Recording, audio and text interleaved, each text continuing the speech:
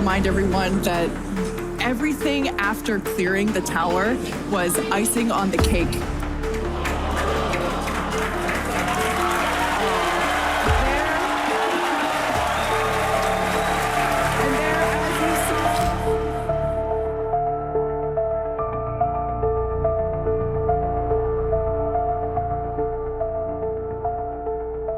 Pretoria, Sudafrica, 28 giugno 1971.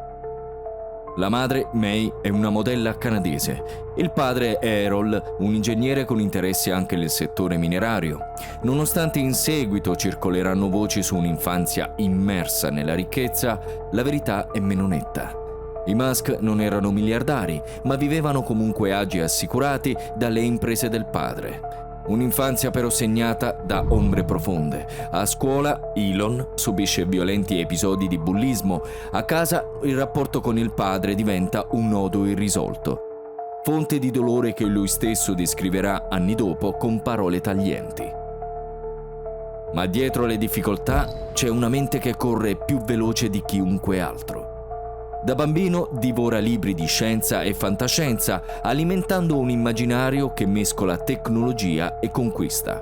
A soli 12 anni crea e vende il suo primo videogioco, Blastar, guadagnando $500. Un indizio precoce della sua ambizione, trasformare la curiosità in profitto. A 17 anni lascia il Sudafrica e si trasferisce in Canada, poi vola negli Stati Uniti alla University of Pennsylvania. 2 lauree in economia e fisica, persino un dottorato a Stanford, abbandonato dopo appena 2 giorni. Perché aspettare quando si può tentare di costruire un impero subito? Nel 1995 con il fratello Kimball fonda Zip2, una sorta di guida digitale che anticipa le mappe online. In 4 anni la vende a Compaq per oltre $300 milioni. Musk incassa 22 milioni. Con quella liquidità fonda X.com, una startup finanziaria che, dopo una fusione, diventerà PayPal. Ma i contrasti interni lo portano presto ad essere rimosso. Resta comunque azionista e nel 2002 eBay compra l'azienda per 1,5 miliardi. Musk incassa circa $175 milioni.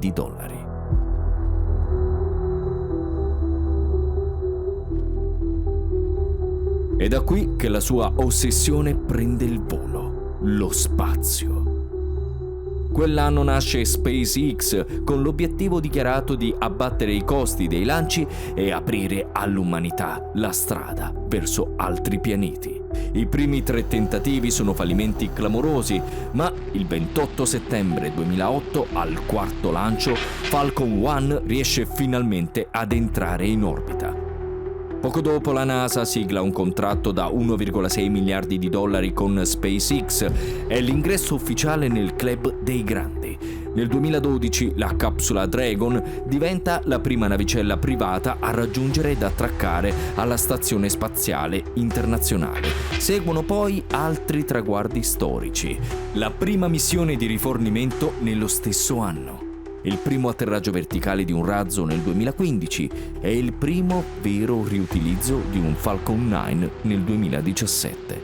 Risultati che proiettano Musk come simbolo della nuova corsa allo spazio. Ma dietro la retorica visionaria emergono interrogativi inquietanti.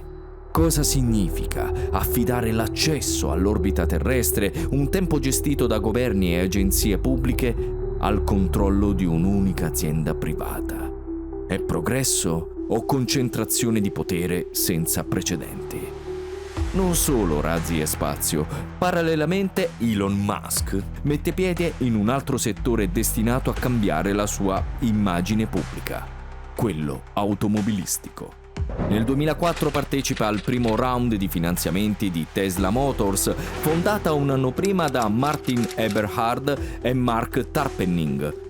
All'inizio è un investitore esterno, ma presto diventerà presidente e dopo una disputa legale nel 2009, lui ed altri dirigenti vengono riconosciuti ufficialmente come cofondatori.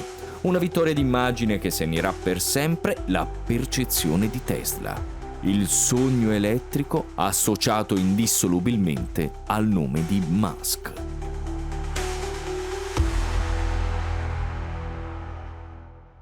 Tesla rivoluziona il mercato dell'auto, imponendo l'elettrico come simbolo di progresso e rottura con l'industria tradizionale. Per anni non investe un solo dollaro in pubblicità tradizionale. Il carisma e la visibilità del suo leader bastano. Solo nel 2023 Musk autorizza le prime vere campagne di marketing. Ma dietro il mito dell'innovazione privata si nasconde un dettaglio meno raccontato. Nel 2010 Tesla riceve un prestito di 465 milioni di dollari dal Dipartimento dell'Energia degli Stati Uniti nell'ambito del programma ATVM. Denaro pubblico ripagato sì con interessi nel 2013, ma vitale per la sopravvivenza dell'azienda. Allo stesso modo, la vendita di crediti ambientali sui veicoli a zero emissioni ha garantito ossigeno finanziario in anni di difficoltà. Il paradosso è evidente. Tesla, emblema della sfida al sistema automobilistico, deve parte della sua ascesa proprio all'intervento dello Stato. Musk però non si ferma. Nel 2006 sostiene finanziariamente SolarCity, una società dedicata all'energia solare che anni dopo verrà inglobata in Tesla. Nel 2013 lancia l'idea di Hyperloop, un sistema futuristico di trasporto ad alta velocità in tubi a bassa pressione. Non va confuso con The Boring Company, fondata da Musk nel 2016, che invece si concentra sullo scavo di tunnel per trasporto sotterraneo. Poi, nel 2019, arriva un altro progetto destinato a ridefinire equilibri globali: Starlink. I primi satelliti vengono lanciati da SpaceX per creare una costellazione capace di fornire internet su scala planetaria. Oggi conta migliaia di satelliti e domina il settore, anche se competitor come OneWeb e Amazon Kuiper tentano di recuperare terreno. Ma Starlink non è soltanto tecnologia, è geopolitica. In diversi scenari di crisi è diventato lo strumento che decide dove e quando la connettività resta attiva. Un potere enorme, mai appartenuto ad un privato. Internet satellitare come bene comune o come leva strategica nelle mani di un singolo uomo. Nel frattempo Musk non ignora l'altra grande corsa del nostro tempo: l'intelligenza artificiale. Nel 2015 è tra i cofondatori di OpenAI, ma nel 2018 lascia il consiglio di amministrazione citando conflitti con gli sviluppi di Tesla nell'intelligenza artificiale. Negli anni successivi critica aspramente la direzione intrapresa dall'organizzazione. Nel 2024 ritira una causa legale che aveva avviato contro la stessa azienda. Nonostante questo, nel 2023 fonda una compagnia di intelligenza artificiale, xAI. Un modo per rientrare in corsa, ma anche un segnale chiaro. Musk non intende restare spettatore nelle tecnologie che plasmeranno il futuro. Nel 2022 compie una delle mosse più discusse della sua carriera. Acquista Twitter ribattezzandolo semplicemente X, per la cifra astronomica di 44 miliardi di dollari. Un investimento che molti analisti definirono da subito azzardato e che nel tempo ha diviso il pubblico e il mondo della politica. Sotto la sua guida, la piattaforma diventa un campo di battaglia. Musk proclama la difesa della libertà di parola come principio assoluto, ma allo stesso tempo abolisce e reintroduce regole di moderazione con criteri spesso opachi e contraddittori. I suoi detrattori parlano di caos e disinformazione, i sostenitori di rinascita del libero dibattito. La realtà è che Twitter sotto Musk smette di essere un semplice social network e si trasforma in un'arena politica globale governata dalle decisioni di un solo uomo. Sul piano politico il cambiamento è evidente. In passato sostenitore dei democratici e vicino a Barack Obama, Musk negli ultimi anni si è spostato sempre più a destra, criticando apertamente la sinistra americana.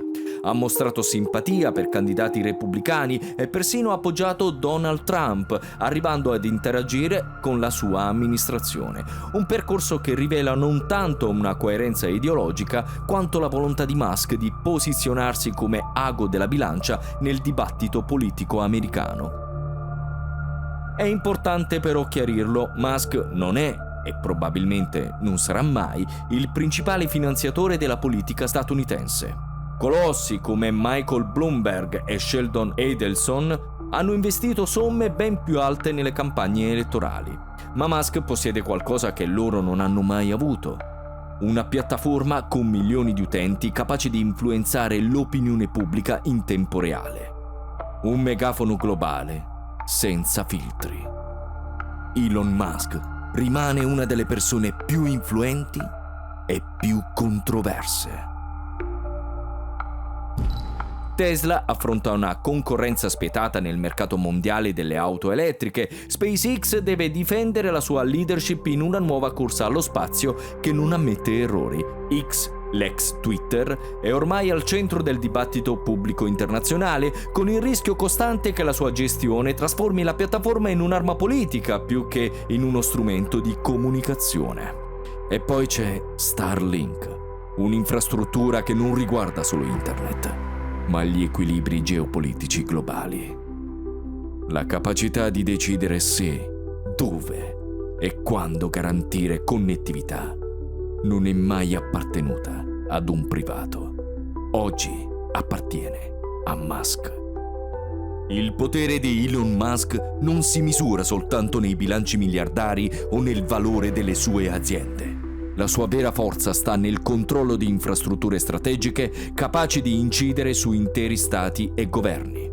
Con Tesla ha influenzato le politiche energetiche e la transizione ecologica. Con SpaceX ha monopolizzato l'accesso allo spazio, diventando un partner indispensabile persino per la NASA e per la difesa americana. Con Starlink ha mostrato come un privato possa decidere con un semplice ordine se intere regioni del pianeta possono comunicare o restare isolate. E con X ha in mano uno strumento che può indirizzare il dibattito pubblico globale. Nessun politico eletto, nessuna istituzione democratica, nessun organismo internazionale controlla davvero queste leve di potere. Un imprenditore privato che risponde soltanto a se stesso, ai suoi calcoli e alle sue convinzioni personali. Per alcuni questa è la dimostrazione di un genio capace di portare l'umanità oltre i limiti del passato, ma per altri è un campanello d'allarme. Cosa succede quando i destini della comunicazione, della sicurezza nazionale, della ricerca spaziale e persino della geopolitica globale vengono accentrati nelle mani di un singolo individuo? Cosa accade se quel singolo decide di cambiare rotta, di chiudere un canale, di usare la sua influenza come arma? Non è un politico eletto, non deve rispondere ad un elettorato, non ha contrappesi reali. Eppure può influenzare la Casa Bianca, il Cremlino, l'Unione Europea o qualsiasi governo che dipenda dalle sue tecnologie. La sua figura dimostra che nel XXI secolo il potere non risiede più soltanto nei palazzi istituzionali, ma anche nei consigli di amministrazione dei giganti privati. Più che domandarci se Musk sia un visionario o un imprenditore geniale, la domanda reale diventa un'altra. Quanto potere è troppo potere? Perché se un singolo uomo può decidere la connettività di un paese in guerra, il futuro delle missioni spaziali o la voce di milioni di persone online, allora il rischio non è solo quello di un capitalismo aggressivo. Il rischio è che intere nazioni, interi popoli finiscano per dipendere dalla volontà di un singolo individuo. Non è soltanto una figura controversa, è forse l'esempio più chiaro di quanto fragile sia diventato l'equilibrio tra democrazia, tecnologia e potere privato nel nostro tempo.